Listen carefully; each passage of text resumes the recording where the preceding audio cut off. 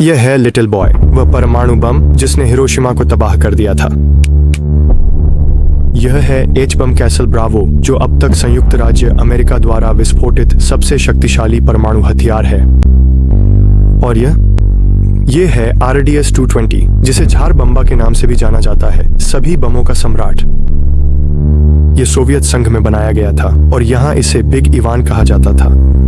रूस ने हाल ही में इसके 1961 के विस्फोट की गुप्त फुटेज को सार्वजनिक किया है। 50 मेगाटन की शक्ति के साथ झार बम्बा अब तक विस्फोटित किया गया सबसे बड़ा परमाणु हथियार है। इसने इतिहास में मानव द्वारा बनाई गई सबसे शक्तिशाली विस्फोटक शक्ति उत्पन्न की, जो हिरोशिमा पर गिराए गए बम से लगभग 3800 गुना अधिक शक्तिशाली थी। अगर इसे किसी बड़े शहर पर गिराया जाता तो इसके परिणाम अकल्पनीय होते, और अगर अंतिम क्षण में एक निर्णय न लिया गया होता तो यह दोगुना शक्तिशाली और शायद दोगुना विनाशकारी होता। मुख्य भौतिक विज्ञानी जिन्होंने इसे तैयार किया था, अपनी रचना से इतने विचलित हो गए कि उन्होंने अपना शेष जीवन परमाणु हथियारों की दौड़ के खिलाफ अभियान चलाने में समर्पित कर दिया। यह है झार बम्बा की हैरान कर देने वाली, डरावनी और लगभग अनजानी कहानी। ये 50 के दशक का अंत है। सोवियत और अमेरिकी परमाणु हथियारों की दौड़ में बराबरी पर हैं, लेकिन अमेरिकी आगे हैं और सोवियत संघ के नेता निकिता क्रुश्चेव यह बात जानते हैं। हाल के वर्षों में दोनों महाशक्तियों के बीच तनाव कुछ कम हुआ है। क्रुश्चेव और अमेरिकी राष्ट्रपति आइजनहावर हाल ही में मिले हैं और दोनों ने अधिक सौहार्द की इच्छा जताई है। 1988 में दोनों ने परमाणु हथियारों पर स्वैच्छिक परीक्षण प्रतिबंध के लिए अस्थायी समझौता किया। दुनिया भर में कई लोग आशान्वित हैं कि शांतिपूर्ण सह अस्तित्व की एक नई सुबह आने वाली है। मई 1960 में सोवियत संघ और संयुक्त राज्य अमेरिका पेरिस में एक शिखर सम्मेलन के लिए मिलने वाले हैं। एजेंडा के मुख्य बिंदुओं में से एक निरस्त्रीकरण है। वे परमाणु हथियारों पर परीक्षण प्रतिबंध संधि को औपचारिक रूप देने की उम्मीद कर रहे हैं। दोनों नेता और पूरी दुनिया अच्छी तरह जानते हैं कि परमाणु युद्ध कितना अस्तित्वगत रूप से खतरनाक है। लेकिन शिखर सम्मेलन से ठीक कुछ दिन पहले सब कुछ बिगड़ जाता है। तनाव उस समय चरम पर पहुंच जाता है जब एक अमेरिकी जासूसी विमान सोवियत क्षेत्र के भीतर से मार गिराया जाता है। अमेरिकियों का दावा है कि वह सिर्फ एक मौसम संबंधी विमान था जो रास्ता भटक गया था, लेकिन सोवियत संघ सबूत पेश करने में सक्षम होता है कि वह विमान वास्तव में जासूसी के लिए इस्तेमाल किया गया था। पकड़े गए पायलट ने स्वीकार किया कि वह CIA के लिए काम करता है। अमेरिकियों का झूठ आइजनहावर प्रशासन के लिए एक जनसंपर्क आपदा में बदल जाता है। क्रुश्चेव पेरिस शिखर सम्मेलन की शुरुआत संयुक्त राज्य अमेरिका की कड़ी निंदा के साथ करते हैं। वह आइजनहावर से माफी की मांग करते हैं। अमेरिकी राष्ट्रपति इनकार कर देते हैं और क्रुश्चेव गुस्से में बाहर निकल जाते हैं। कोई संधि नहीं होती है। क्रुश्चेव सोचते हैं कि उन्हें दुनिया को दिखाना है कि सोवियत संघ कितना सख्त और डरावना है। वह अपने चिड़चिड़े, आवेगी और आक्रामक स्वभाव के लिए मशहूर हैं। कुछ साल पहले उन्होंने पश्चिमी शक्तियों से कहा था, इतिहास हमारे पक्ष में है, हम तुम्हें दफना देंगे। अब समय आ गया है कि वह अपने शब्दों को सच साबित करें। परीक्षण पर अस्थायी प्रतिबंध के कारण हथियारों की दौड़ में दोनों पक्षों के नवाचार प्रयास धीमे पड़ गए हैं। दोनों का ध्यान लगातार अपने भंडार को बढ़ाने पर है। वे नई तकनीक विकसित करने के बजाय और अधिक बम बना रहे हैं। 1961 में अमेरिकियों ने जॉन F. कैनेडी को अपने नए राष्ट्रपति के रूप में शपथ दिलाई। क्रुश्चेव उनके प्रति कोई सम्मान नहीं रखते। वह उन्हें युवा, अनुभवहीन और कमजोर मानते हैं। यह शायद दुनिया को दिखाने का सबसे सही समय है कि सोवियत संघ क्या कर सकता है। इसलिए वह अर्जामास सुक्लिन, जो कि सोवियत लॉस एलामोस है, के वैज्ञानिकों को क्रेमलिन बुलाते हैं। वह उन्हें बताते हैं कि अब परीक्षण प्रतिबंध पर लगी रोक को तोड़ने और फिर से परमाणु परीक्षण शुरू करने का समय आ गया है। इन वैज्ञानिकों में से एक हैं आंद्रेई सखारोव। वह सोवियत प्रयास के लिए एक प्रमुख भौतिक विज्ञानी हैं। उन्होंने अमेरिकियों से मिली किसी भी खुफिया जानकारी के बिना स्वतंत्र रूप से एक चरणबद्ध थर्मोन्यूक्लियर हथियार का निर्माण किया। उन्हें सोवियत हाइड्रोजन बम का जनक कहा जाता है।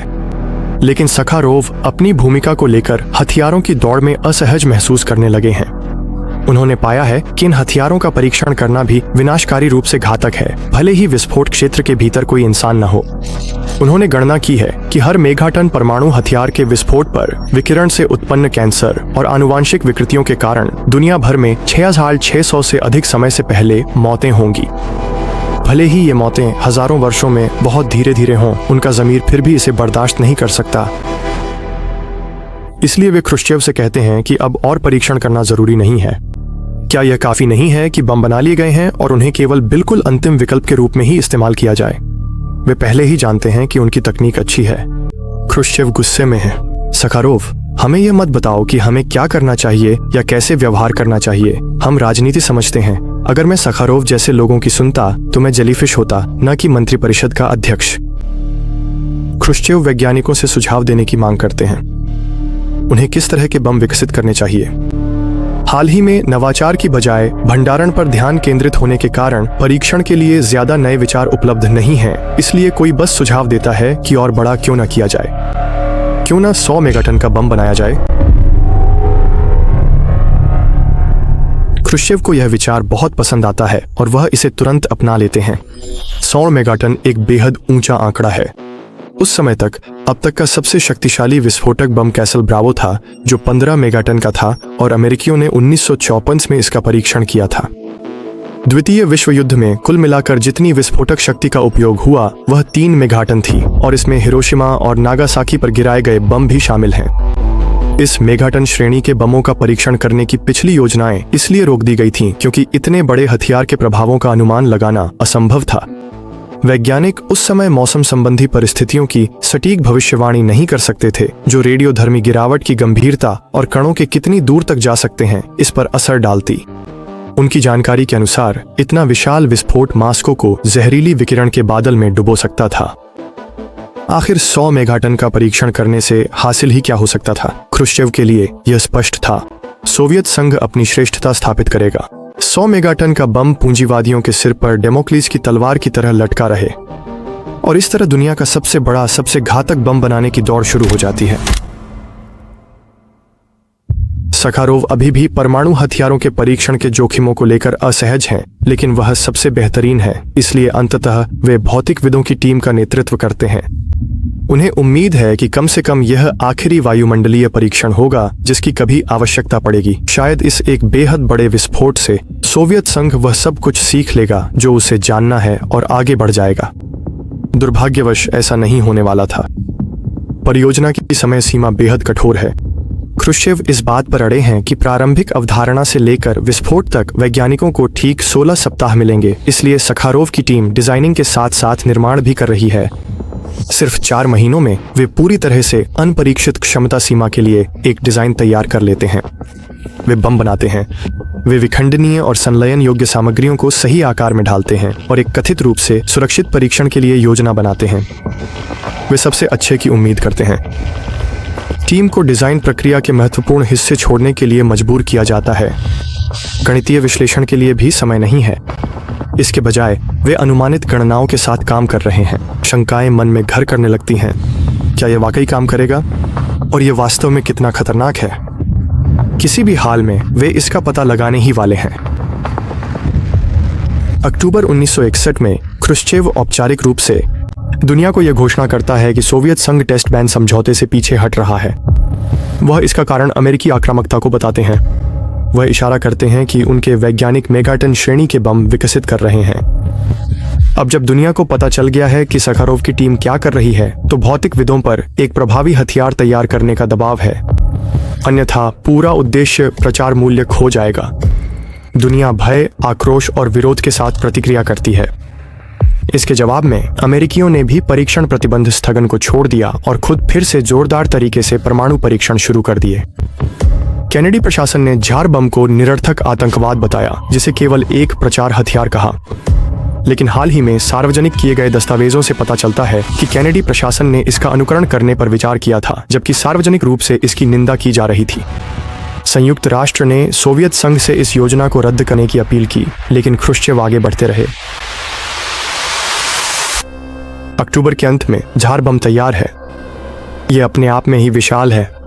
100 मेगाटन विस्फोटक शक्ति वाले हथियार के लिए बहुत सारा यूरेनियम और विखंडन ईंधन चाहिए। इसलिए बिग इवान लगभग एक स्कूल बस के आकार का है, 8 मीटर लंबा और 25 टन वजनी। बम इतना बड़ा है कि इसे ले जाने के लिए एक विशेष रूप से संशोधित विमान की आवश्यकता होती है। इतने बड़े बम बनाना वास्तव में समझदारी नहीं है। यह रणनीतिक भी नहीं है। अगर वास्तव में युद्ध में इसका इस्तेमाल किया जाए तो झार बम को आसमान में धीरे धीरे चलते हुए आसानी से देखा जा सकता है और जल्दी ही मार गिराया जा सकता है, और यह मिसाइल के जरिए पहुंचाने के लिए बहुत भारी है। झार बम के बाद के दशकों में परमाणु हथियार संपन्न देशों ने छोटे वॉरहेड्स विकसित करने पर ध्यान केंद्रित किया है। इन्हें तैनात करना कहीं ज्यादा आसान है।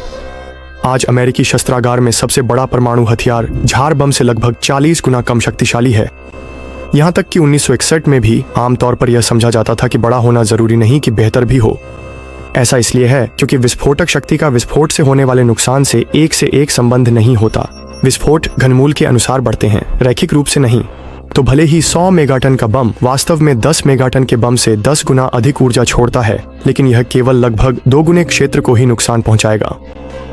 उस समय अमेरिकी अखबारों ने ख्रुश्चेव के प्रयोगों को न केवल भयावह बल्कि मूर्खतापूर्ण भी बताया, यह इंगित करते हुए कि यदि 5 हथियार प्रत्येक 5 मेगाटन के विस्फोटित किए जाएं, तो वे 150 मेगाटन के सुपर बम की तुलना में कहीं अधिक क्षेत्र में नुकसान पहुंचाएंगे, और इन छोटे बमों को पहुंचाना भी कहीं ज्यादा आसान है। लेकिन झार बम का असली उद्देश्य इसका इस्तेमाल करना नहीं था। इसे युद्ध के लिए नहीं बनाया गया था, इसे महिमा के लिए बनाया गया था। इसका उद्देश्य था कि दुनिया सोवियत शक्ति के विचार मात्र से कांप उठे। यह एक शहर विनाशक है जिसे केवल अंतिम विकल्प के रूप में ही इस्तेमाल किया जाना था। विस्फोट से होने वाले नुकसान के क्षेत्र की मोटे तौर पर गणना की जा सकती थी। दूरस्थ आर्कटिक द्वीप नोवाया जेमल्या को परीक्षण स्थल चुना गया। यह सोवियत संघ के मुख्य परमाणु परीक्षण स्थलों में से एक है, क्योंकि उनका मानना था कि यह इंसानों से इतना दूर है कि किसी को परेशानी नहीं होगी। वह किसी भी इंसान को परेशान नहीं करेगा। लेकिन रेडियोधर्मी गिरावट की भविष्यवाणी करना अधिक कठिन है। यह मौसम की स्थिति और हथियार की डिजाइन के अनुसार काफी भिन्न हो सकती है। वैज्ञानिक पहले भी हैरान हो चुके हैं। 1954 के कैसल ब्रावो परीक्षण में अपेक्षा से कहीं अधिक रेडियोधर्मिता उत्पन्न हुई, जिससे परीक्षण स्थल के नीचे की ओर स्थित द्वीपों को खाली कराना पड़ा।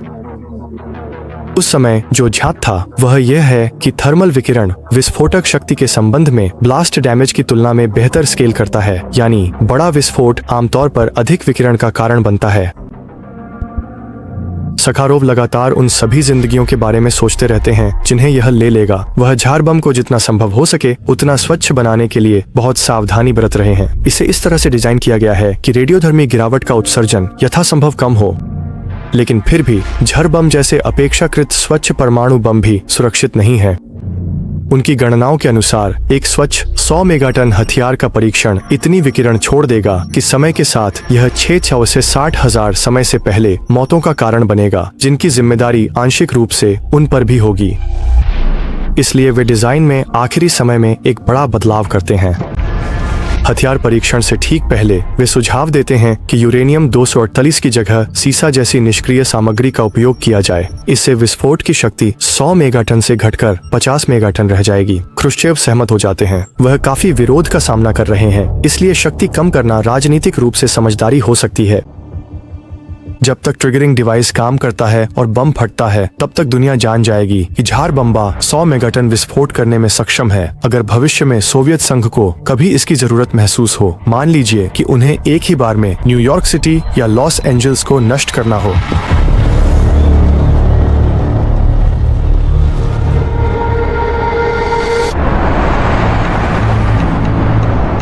बिग इवान को ले जा रहा पायलट नोवाया जेमल्या द्वीप समूह के ऊपर 10 किलोमीटर की ऊंचाई तक उड़ान भरता है। एक छोटा विमान उसके साथ साथ उड़ रहा है, जो विस्फोट को फिल्माने और विकिरण के प्रभाव की निगरानी के लिए तैयार है। इंजीनियरों का मानना है कि चालक दल के जीवित बचने की संभावना केवल 50% है। बिग इवान को हवा में ही विस्फोट करने के लिए डिजाइन किया गया है। चालक दल को बच निकलने का थोड़ा भी मौका देने के लिए बम में एक विशाल पैराशूट लगाया गया है, जो बम की गिरावट को धीमा करने के लिए है। उम्मीद है कि यह समय पर्याप्त होगा। उंगलियां पार हैं। मॉस्को समयानुसार 11:32 बजे जमीन से 4000 मीटर ऊपर से बमबारी करने वाले ने बम गिरा दिया।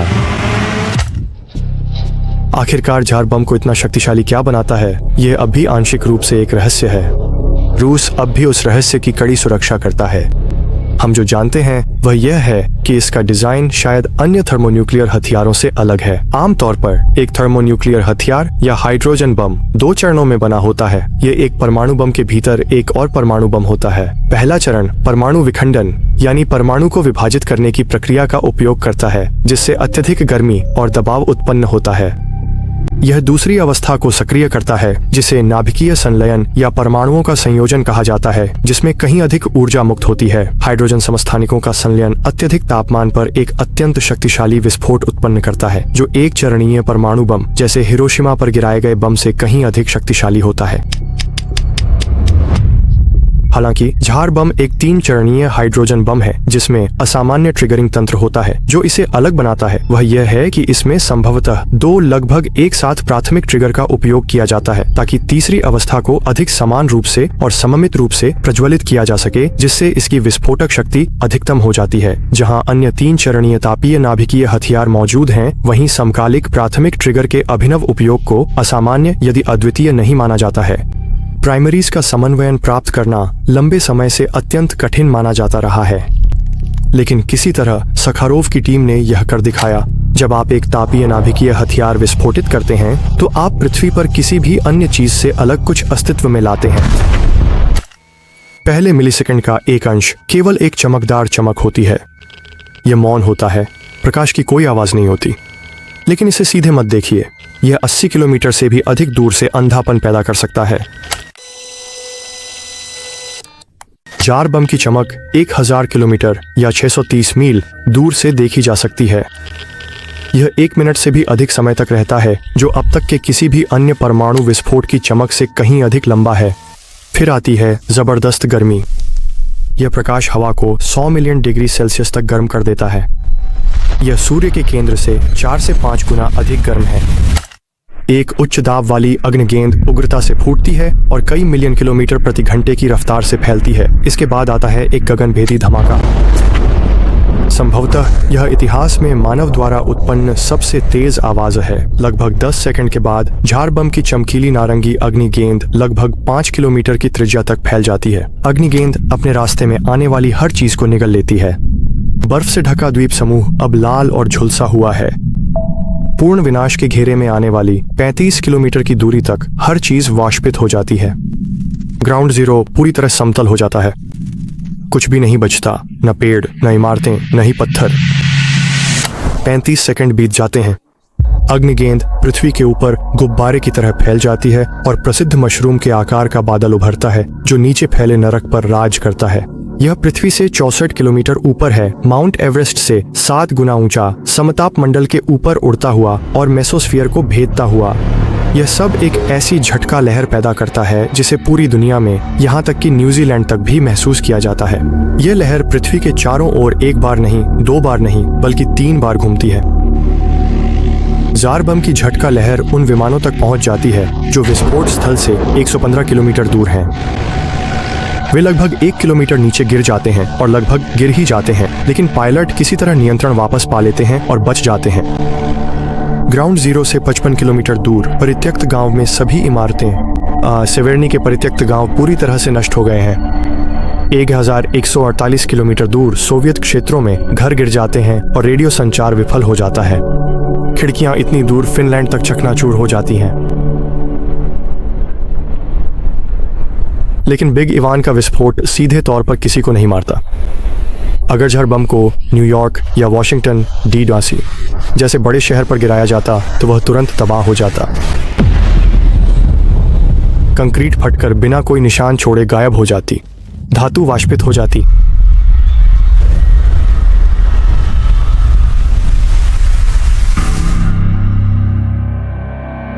झार बम के विस्फोट की आग की गेंद कभी जमीन से नहीं टकराई, इसलिए इसके विकिरणीय अवशेष इसकी क्षमता की तुलना में अपेक्षाकृत कम थे। इसे अब तक गिराए गए सबसे स्वच्छ परमाणु बमों में से एक माना जाता है।